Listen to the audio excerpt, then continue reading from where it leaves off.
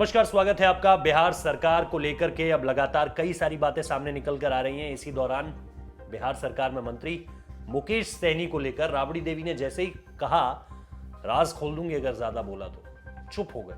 अब कौन से राज थे, क्या पूरा का पूरा मसला है, क्यों राबड़ी देवी उनके होने का विरोध कर रही थी और क्यों बार बार इस बात का जिक्र हुआ कि वो लालू यादव पर अटैक कर रहे थे। राबड़ी देवी की एक बात बोलने पर अपने आप चुप हो गए। आरजेडी ने हंगामा भी किया, लेकिन इन सारी बातों के बीच संवैधानिक व्यवस्था का हवाला देते हुए कैसे जो है जेडीयू की तरफ से कहा गया कि उन्हें बिठाया गया है और इसकी संवैधानिक व्यवस्था है। इन सारी चीज़ों को लेकर के बात आगे बढ़ी, क्योंकि लेजिस्लेटिव काउंसिल के दौरान यानी विधान परिषद की कार्यवाही के दौरान ये अंतिम दिन कई ऐसे पल देखने को मिले जब सत्ता पक्ष और विपक्ष के कई मसलों पर दोनों एक दूसरे को घेरते हुए नजर आए। ये कोई नई बात तो नहीं है, लेकिन इन सारी चीज़ों के बीच इसी क्रम में एक बार फिर हंगामा हुआ जब सरकार के मंत्री मुकेश सहनी किसी भी सदन के सदस्य नहीं होने के बावजूद विधान परिषद में मौजूद रहे।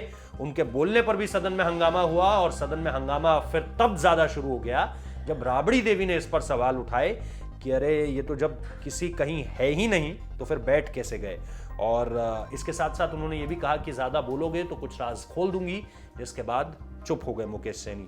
दरअसल राबड़ी देवी ने मुकेश सहनी के बोलने का विरोध किया और पूछा कि वो किस हैसियत से परिषद में बैठे हैं और जब सदन के सदस्य नहीं हैं तो यहां कैसे बैठ गए।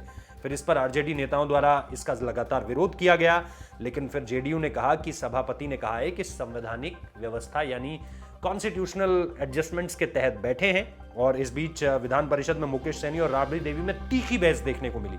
सहनी ने यह भी कहा कि लालू ने फोन कर मुझे लालच दिया, मल्ला के बेटे को लालच देकर फंसाया जा रहा था, क्योंकि इन सारी चीज़ों को लेकर भी अब खबरें उड़ रही हैं बार बार कि लालू जो है वो जेल में बैठकर भी फ़ोन घुमाए जा रहे हैं और सरकार तोड़ने की कोशिश कर रहे हैं। और इसी बीच यही बात मुकेश सहनी ने भी कह दी और इसके साथ साथ उन्होंने ये भी कहा कि किस तरह से प्रलोभन दिए जा रहे हैं, मुझे तोड़ने की कोशिश की जा रही है। लेकिन फिर राबड़ी ने इस पर उत्तर देते हुए कहा कि चुनाव में 25 सीट और डिप्टी सीएम का पद मांग रहे थे मुकेश सहनी, कितने बड़े लालची हैं हमें पता है, हम लोगों ने मुंह खोल दिया तो बेइज्जत हो जाएंगे। यानी कि चुनावों से पहले जिस तरह का आंकड़ा, जिस तरह के समीकरण वो बता रहे थे मुकेश सहनी कि मैं आपकी पार्टी का सपोर्ट कर दूंगा, अगर मुझे इस तरह के आंकड़ों के साथ आप ले लेंगे तो मैं आपका सपोर्ट करूंगा, वो चीज फाइनली देखने को नहीं मिली।